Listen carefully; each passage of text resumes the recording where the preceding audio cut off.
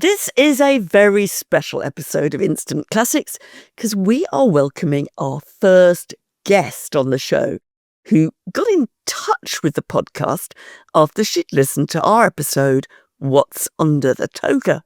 We're thrilled to be talking today to the best-selling novelist, computer games writer, thinker, and top-tier geek and nerd, Naomi Alderman. Naomi is the author of brilliant novels, including her first, Disobedience, a love story between two women set amid a Jewish Orthodox community in North London, which was adapted into a movie starring Rachel Weisz. And more recently, The Power, a novel that imagined what would happen to society if women suddenly developed a physical advantage over men, which was adapted into a fantastic Amazon Prime series.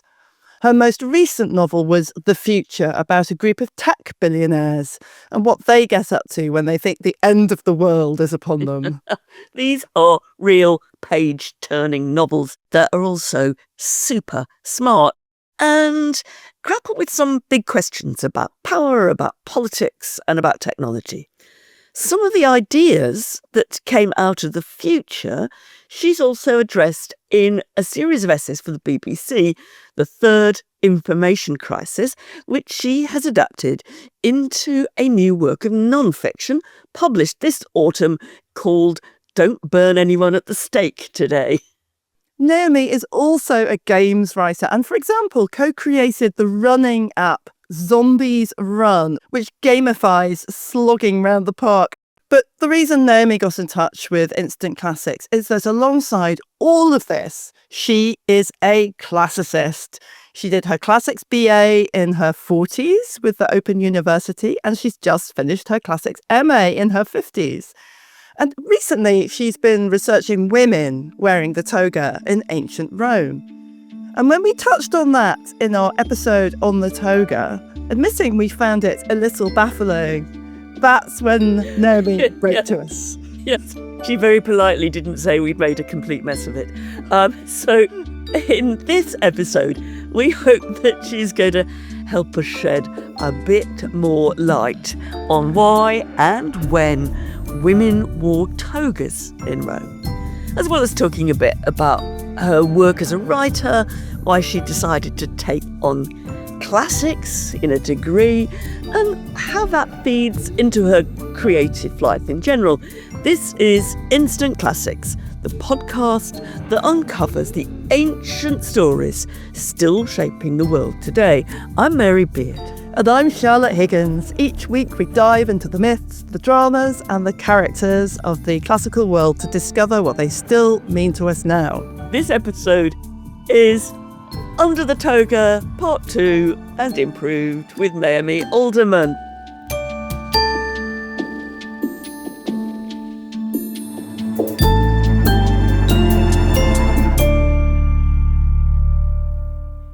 Welcome, Naomi. It's brilliant to have you as our first guest. It's incredibly exciting to be here. I should say, as we record this, I have not yet received my final mark from my master's. So I think I'm due to receive it tomorrow. So I'm doing my viva today with Professor of Classics Mary Beard, and then we'll find out whether I actually pass tomorrow. Well, I think we'd be. My tutor said she would be quite surprised if I didn't pass. So I would be gobsmacked, but good. That's what I'm hoping. Otherwise, it would be a very embarrassing podcast for us to have done. Okay, so let's actually plunge in and talk togas, because you got this master's dissertation with a brilliant title. Tell us the title. My title is, yes, What It Feels Like for a Girl. And I'm going to read the whole title here, so I've got to pull up my own dissertation in order to do that. What It Feels Like for a Girl. Were togate women from the late Roman Republic onward disgraced, deviant, dominant, all or none of the above? So I can talk a little bit about how I came to this topic. I would love to know that, because, yeah. I mean, some people might think it's quite niche. It is niche, but then I would say for a master's dissertation, you do want something where ideally you can read all of the sources and get to know them extremely well. So you have your one little area where you go, okay, I think I know as much about this as anybody now. Yeah, I think that's absolutely right. And why did women wear the toga ever? Right. Is just one of those areas where you can command and control. It's a brilliant little area. So I was reading in the reading in my master's for the taught portion. We read. I think I read this one sentence in a book which said there are claims that women in adultery, caught in adultery, were forced to wear the toga as a punishment, and this just immediately set my little spider sense tingling. And I went, I just feel like I cannot imagine it. I cannot, from everything that I know about Augustan Rome, imagine that you would put a woman in a toga, which is the male costume of honor and virtue, like the manly virtues, and that this would, for a woman, be a mark of disgrace. And particularly because where I started thinking was, well, when I think about a woman, what the semiotics are, let's say, of a woman in a elite male costume, I think about Marlene Dietrich in a tuxedo. I think about Diane Keaton wearing a beautiful men's suit. And I think to myself, just obviously we cannot read ourselves back into the past, but just as a first plausibility check, I go, Marlene Dietrich and Diane Keaton there are very sexy. And it just made me want to go and look. And if there had been more evidence, to say, yes, they definitely were forced to wear the toga, I would have gone, oh, okay, interesting. For me, it was a great read. And thank you. It sorted a couple of things out for me, which I'd really been not handling very well, I think. I mean, because what you've got in ancient Rome is you've got two, not mainly, I mean, we can come to the others later, but you've got mainly two classes of women who are said to have worn the toga. One is adulteresses, who are said to have been forced to wear the toga. And then the other is prostitutes, who are said to have worn the toga. What your thesis did brilliantly was show me that there's really not a jot of serious evidence that adulteresses were ever forced to wear the toga. I mean, why we've gone down that rabbit hole, I can just about see there's some kind of misinterpretations and mistakes in bits of late Latin which push you in that direction. There are a couple of pieces of the quote unquote evidence. One, which I was very pleased with myself about, is that there are two scholia, that is, for people who are listening and don't know, that is marginal notes in the text made by later authors or little commentaries. One of them says adulterous women were dicebantur, to wear the toga, were said to wear the toga. And this we can certainly agree, because it seems to have been a sexual insult.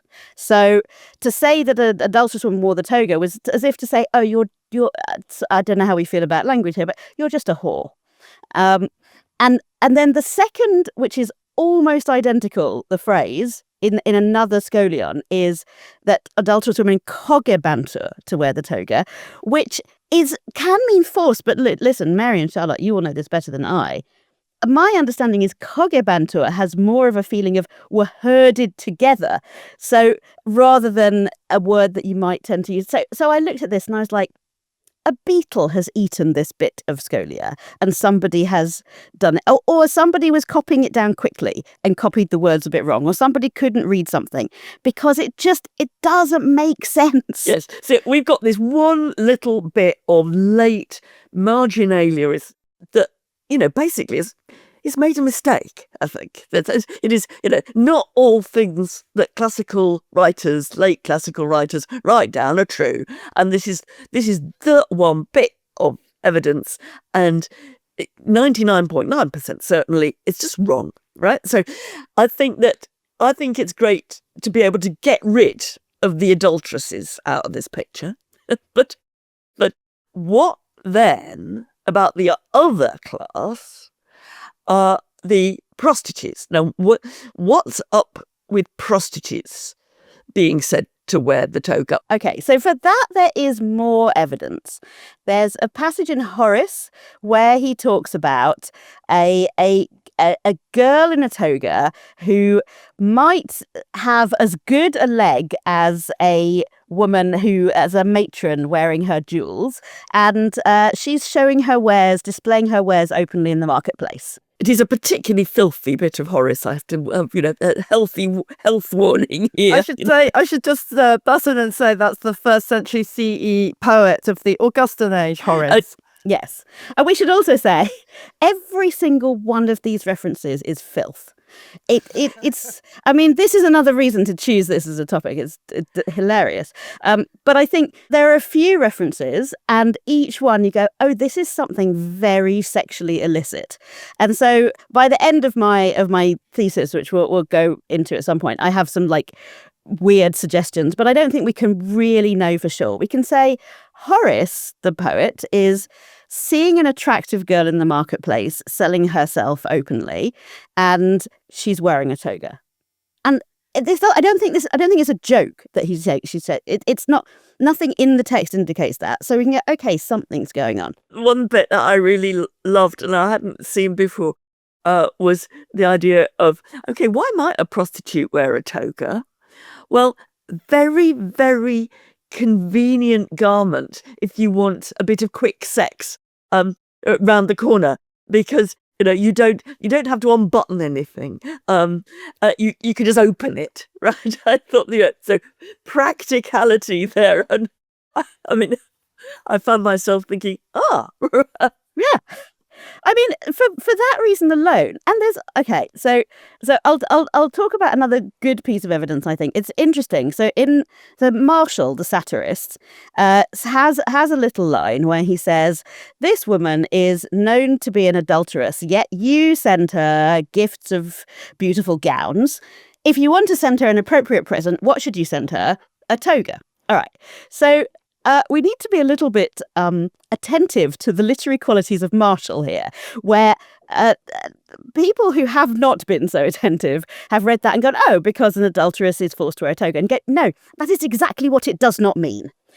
Because Marshall is funny, and his joke is always a surprise at the end of the satire. So he's got another satire where he says, oh, why is this man marrying this very unattractive woman? What is it about her? She coughs and tussit. So she's ill and she's going to die, and he'll inherit her money. So the idea that you would say a woman who is an adulteress is sent a toga, which is because it's the punishment for adultery, it's not funny. It's not funny. So that in itself, I think, is some evidence that wearing of a toga in a woman is understood as a ribald joke about her. It's understood to mean you're something sexually that is a bit of an insult. What I still wondered, leaving aside my the flash of light which showed me that a toga was a very convenient garment for quick sex. Well, it was. What I wondered, I wasn't certain where to draw the line between the idea that prostitutes sometimes did, I'm sure there's enough evidence for this, sometimes did wear the toga, or whether it was a kind of, metaphor for the toga, whether you talked about people of, what would you say, easy virtue, in inverted commas. Women of easy virtue were women who wore togas. Not that they really did, but that was a kind of a brilliant image. It's like, I remember my mum used to say, ages ago, oh, she's a woman who wears the trousers. I mean, it wasn't meaning easy virtue, it was meaning being in control. But it was that kind of what's effectively imaginative cross-dressing is about the imagination rather than reality. Right. I mean, it's incredibly juicy, and we do not have enough evidence to 100% know for sure. So all we can do is sketch out what the possibilities are. So we can say, let's use our intuition a little bit and think about Augustan Rome, this context, the sort of from about the year 0 to about the year 200, roughly, is where we're looking. And we say, okay, this is a time of tremendous power. Rome is confident. It's the dominant. I mean, the dominant power in the world is to understate it, right? Rome is the only place, as far as they're concerned, that exists in the world, and a toga indicates the status of the elite within that world. So there is a playfulness. If a sex worker is selling herself in the marketplace wearing that elite male costume, surely there's I don't know, I go a little bit beyond now what I said in this station, but surely to me, I hear about that and I go, yeah, that's there's a sexiness to presenting yourself in this way.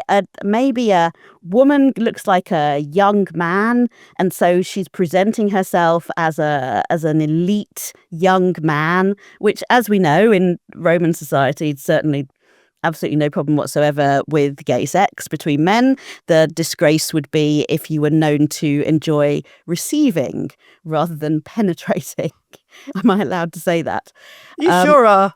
Yeah, great. So there's something there about almost a society that is confident enough in itself for sex workers to be able to play with the images of power and invite a client into that playfulness. It's a really seductive argument, actually, that you lay out. And one of the things that's really enjoyable about your MA thesis is dissertation, is how many cultural references you bring in. So I love that you talk about Marlene Dietrich, and you talk about Sarah Waters' novel Tipping the Velvet, which involves a sex worker who wears drag, male drag. Right, And, a woman in male drag. I mean, this is also true. When you look back through history, there are many instances of women wearing male drag.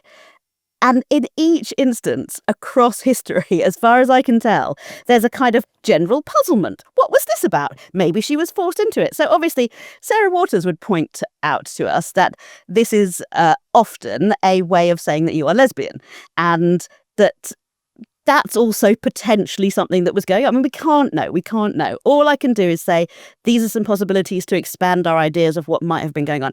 But it might have been, yeah, you're going to see a lesbian scene with this. If you're going to a sex worker who's wearing a toga, then you probably see her doing something fun with another girl. That could have been.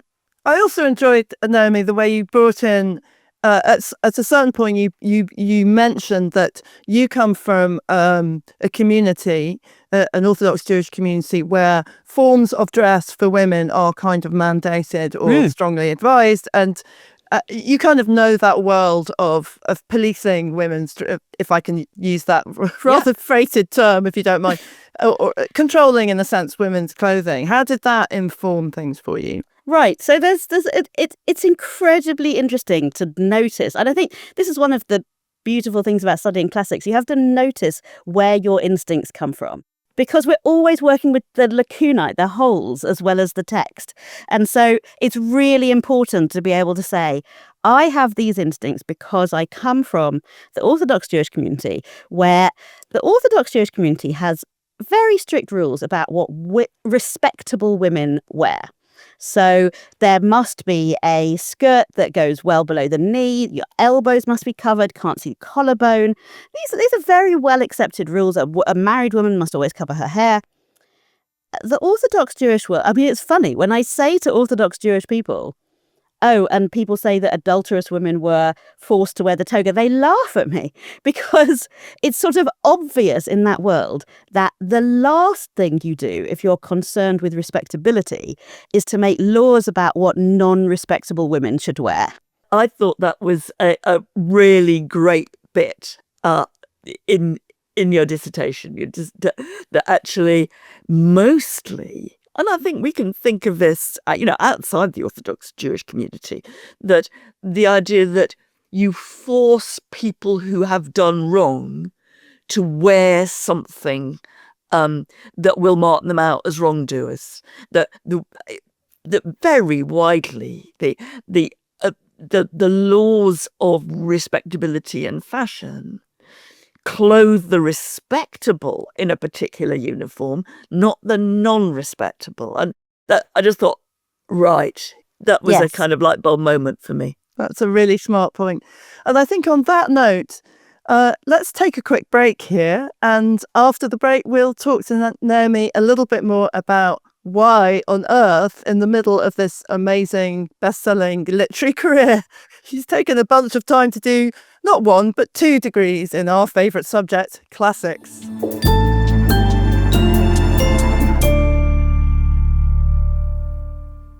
Naomi, why did you decide to study classics? Can I just add to Charlotte, had you ever done any at school, or was this something really new? No, I did Latin A level. So I was already, I was quite into it. I mean, and I then did PPE at Oxford for my first degree. That's philosophy, politics and economics. So I did Latin A level. I loved it. My language skills were they're fine, but always slow. And I think I felt that. I don't know. I look back now and I go, why did I not do it for my first degree? But I didn't.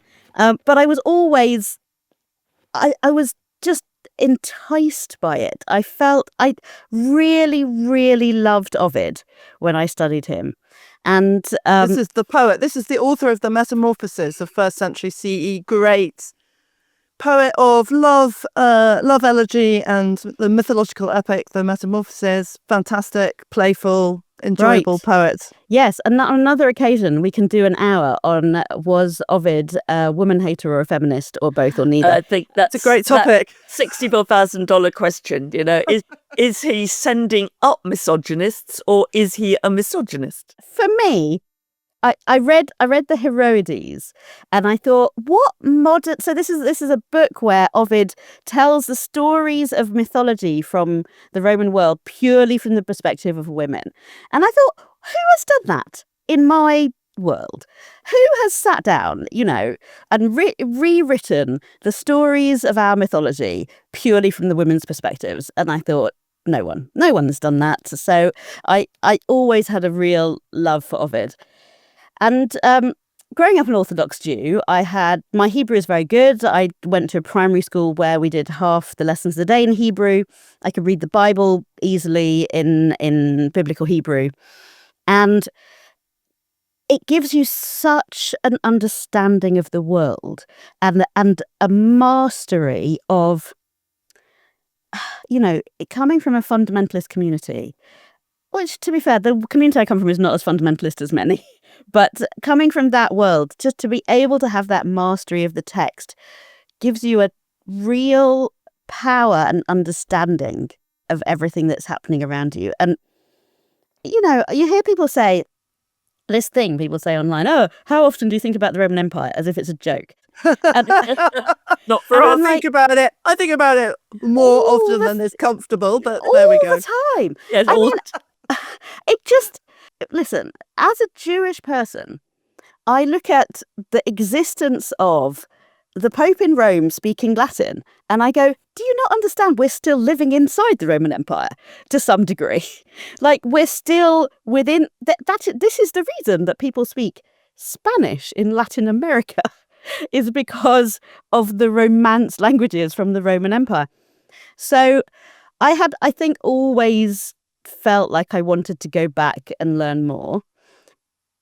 And I started with a course. I did an ancient Greek course with the Open University and I loved it so much. And again, felt the world just opening up to me in this wonderful way. I feel that I've gone from perhaps knowing 2,000 years of history to suddenly I now have. So I did classics and I did a module in archaeology as well. And now I feel like I have a 10,000 year span that I can take in. And for my work, that's incredibly helpful. Well, this is one thing that I was desperate to talk to you about, because I think it's really super. I mean, for me, with my interests and my interest in the deep past and in archaeology as well, reading The Power particularly was a massive pleasure, because just to give listeners who haven't read it a tiny foretaste of it, is written from the perspective of the future. It begins with this wonderful correspondence between an older, let's say, archaeologist or historian, ancient historian, talking patronizingly to a younger one. And they are discussing an event or a series of events or a civilization collapse that happened maybe a couple of thousand years ago. And we gradually learn that this civilization collapse happens in roughly our own time. And they're writing from the perspective of the future. And throughout the book, there are wonderful little archaeological illustrations depicting objects maybe from our own time. Particularly enjoyable is artifacts that contain the bitten fruit motif, which we gradually figure out is Apple, as in Apple computers. And it's so deft. I mean, it's using archaeology in the service of science fiction, which is a fantastic thing to do. And also, it's raising that question of what are we going to look like when we're the remote past rather than the present. And I think that's, in some ways, that's something that always bubbles under the surface of studying the ancient world. How will we appear to those who come after us? Right, absolutely. I mean, I think science fiction is the same thing as archaeology. All right, I'm going to try and unpack that a bit, but I, for one thing, I think the further back in time you can look, the more you're able to look forward. I think looking backwards, we can understand when we read Homer, let's say, and it took me a long time to really get, I felt, into the mindset of Homer. It took a long time to just understand what the value system was there, why people were talking about the things they were talking about. And then once I finally clicked into it, I felt like, okay, I can see the ways in which Homeric heroes are just like modern people. And I can see all the ways in which they are totally different. And then you can extrapolate forward and go, okay, in 10,000 years from now, 5,000 years from now, there will definitely still be jealousy. There will be a desire for revenge. These things are absolutely universal. We can move backwards and see them. We can look forward and see them. But the structures and systems, the ways that our morality works, the things that we think are important in life, all these can be totally different. I think that's absolutely right. And I think it's, that's really what the intellectual kind of, I want to say fun, but the kind of intellectual payoff for studying the past is that kind of strange tightrope that you have to balance between thinking that these people are just like us, which in some ways they are, and they are completely foreign, which in some ways they are. And the historian of any sort of, literary, cultural, political historians always, poised between those two alternatives. You never quite know what you're looking at. Are you looking at the foreign or are you looking at the familiar? Right. I love it. I mean, this is the question about the women wearing the toga, where you go, okay, how useful are my instincts about the modern world? How useful are the references I have? Some use, maybe, but not all use.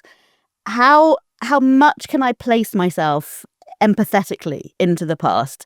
How much am I making up? And I mean, I love to talk about Roman and Greek attitudes towards gay sex. I mean, just for fun, but because I think it's so radical to today to say, no, human beings who are biologically identical to us lived in a way where if you were in love with your wife, that was fine, but like not necessarily expected, and also perfectly fine to be in love as an older man with a 15-year-old boy or a 16-year-old boy, and that was a sort of normal, and in many ways maybe more normal than being desperately, madly, passionately in love with your wife as an ancient Greek man, because a woman is not really a person. Yeah, I think it's such a that's getting to me towards the heart of why classics is an interesting thing to do. I mean, it doesn't have to be classics; it could be the study of all kinds of other civilizations. But for us, it's classics that does that particular thing of showing you that there are many, many ways to live as a human being, and that we haven't necessarily got, the way we police and we decide is the right way. It's not necessarily the only way. It makes you look at yourself from somebody else's standpoint. Exactly. It makes the present weird. It's a tool of defamiliarization, which is the tool of science fiction. Science fiction says, let's defamiliarize the world that we're in. Let's pretend that the world that we're in is the weird one and the world that we're going to is the normal one. I love it. It feels like you can live 100 lifetimes that way. And just to understand the basic, the enormous breadth of human possibility, rather than saying, oh, this way that we live is the only way that you can ever live. I find it really horrifying when the past is somehow whitewashed to make it look more like the present. And when we are trying to somehow make all cultures have a McDonald's and, every culture is the same, where you just go, no, the important thing is for us to really understand that there are almost infinite ways to be a human. When you touched before, Naomi, on the scholia, these marginal comments made by early commentators on early versions of the text. So kind of people writing in antiquity about stuff that they were reading, basically. And you point out that a lot of stuff that we think about, or that is generally thought about the toga and women wearing the toga, comes from this one possible kind of like it's 3 letters. Three sort of little three. It is always, I think, fascinating to be reminded on what slender pillars a lot of what we think we know about the past rests, and how much there is that we just simply don't know. And I was thinking about you as someone, with a huge fictional imagination, and how you might use that in the service of history, thinking about history and filling out these gaps. I mean, that's a slightly perilous thing to do, because, you need historical imagination in order to capture the past. Right. So my dad is a historian. My dad is he's got an MA and a DPhil and a D.Lit now from Oxford in history, and he's been an academic all my life. All my life he was going to archives to work on. He's a Victorianist and an expert in political history of the 19th and 20th centuries. I grew up with him going to archives when I was a child. And what I feel about my work is that a novelist can go where a historian has to stand at the door. A novelist can enter the room.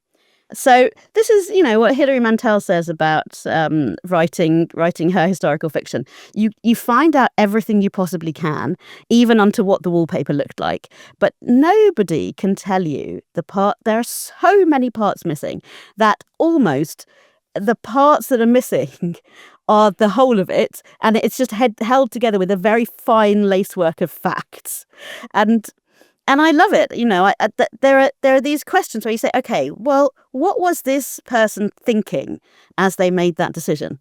A historian maybe can find a letter that they wrote or a diary entry that they made. Otherwise, it's a novelist has to go in and go, this is what I think. Yeah, I think also, and I'm reading your dissertation made me think about kind of the role of the writer within the study of classics. I mean, one of the things you're doing is absolutely that. You're seeing where the gaps are, and you're saying, how can I fill them? And how justified are any of my fill-ins into that very gappy picture? And that's one thing. But I think also, and this I think is where a creative writer really has got something to contribute in classics, that when you look at these texts, I mean, when they're not dappy, when they're like Horace and they do survive, you're thinking about how they are writing, I think, in a way that's quite different from many people who study the classics from a solely academic point of view. I was actually quite surprised, and don't be offended. I was quite surprised when I went to learn my, as they say about Jane Austen, my little square of ivory. Just these few pieces of text about women in togas.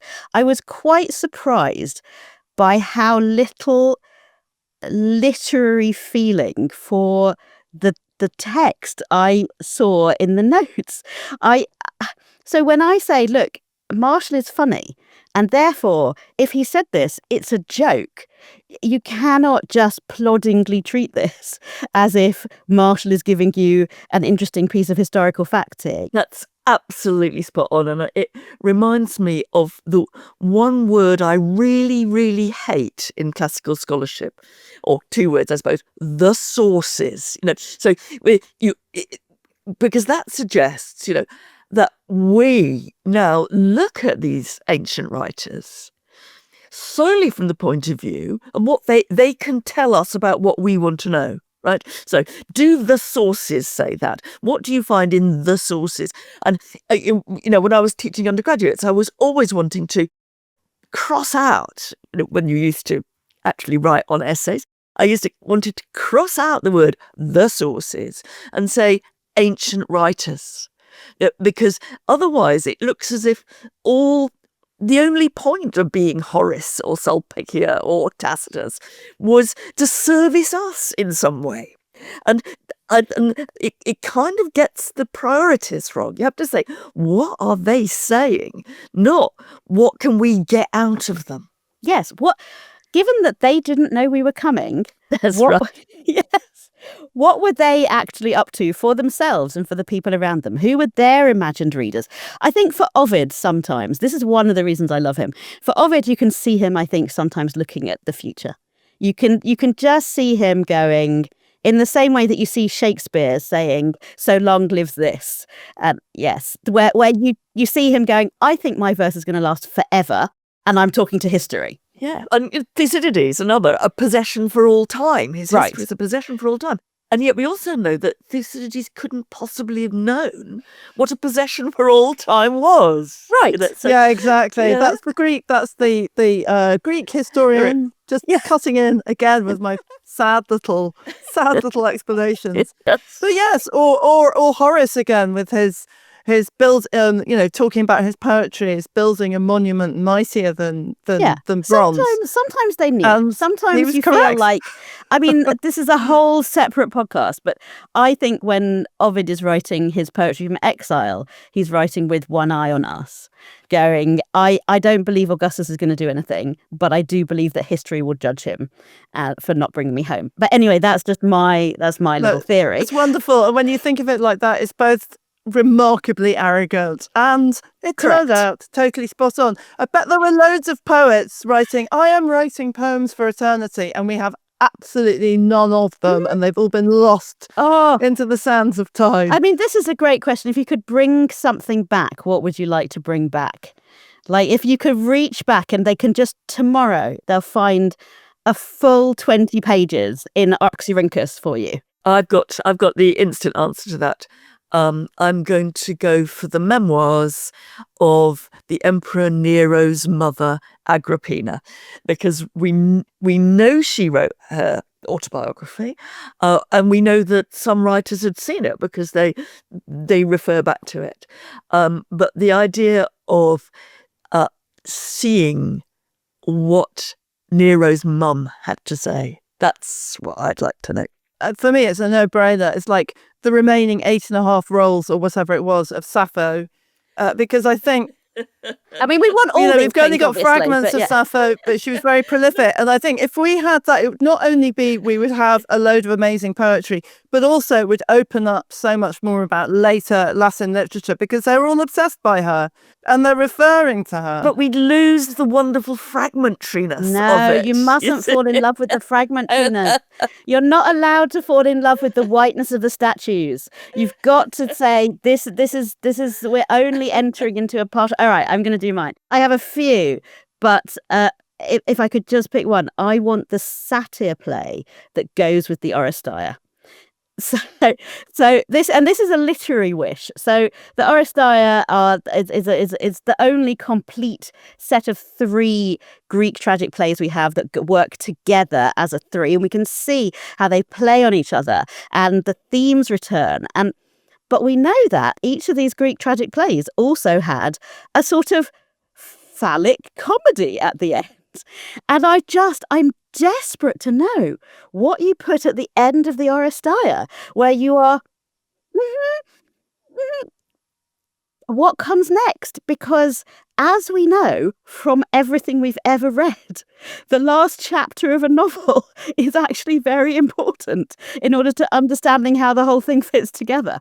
So yes, that's one of my favourite games. So Naomi, just to finish off our conversation, and really, in a way, our entire conversation has been about this question, but I'm going to put you on the spot and see whether you can answer it in a kind of direct way. Is, why is classics such an exciting thing to do now? I mean, I think we are living through, and this is my thought from studying classics, we are living through a seismic shift in human society. You may say to me, Naomi, people could have said this at any point since the year 2000, the year 0 or earlier. It seems to me, certainly when I was studying the classics and we started out, they set us a little bit of Walter Ong, who is, he has a book called Orality and Literacy, where he talks about what happens when cultures move from being oral cultures to being cultures that are based on the written words and that have phonetic script. And then I read a short section of this. My brain went on fire.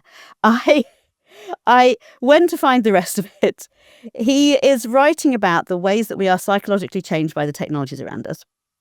I then went to read Eric Havelock, who writes about, he has a book called The Muse Learns to Write, which is about how the invention of philosophy in ancient Greece is dependent on the invention of writing. And at that point, I thought, oh, okay, I really need to know everything about this, because that is the only way to understand what we are living through.